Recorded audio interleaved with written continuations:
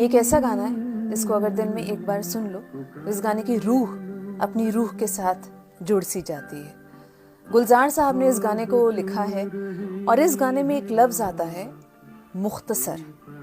मुख्तसर कहते हैं जब हम किसी बड़ी सी बात को संक्षेप में बताते हैं, छोटी सी बात करके बता देते हैं। किसी भी चीज़ को कंसाइज वे में कहना या फिर शॉर्ट में कहना, अब्रीविएटेड वे में कहना, दैट्स मुख्तसर। इस गाने में जब मुख्तसर लफ्ज़ का इस्तेमाल किया तो फिर मुख्तसर उस सेंटेंस के साथ हमेशा के लिए जुड़ गया। खूबसूरत है।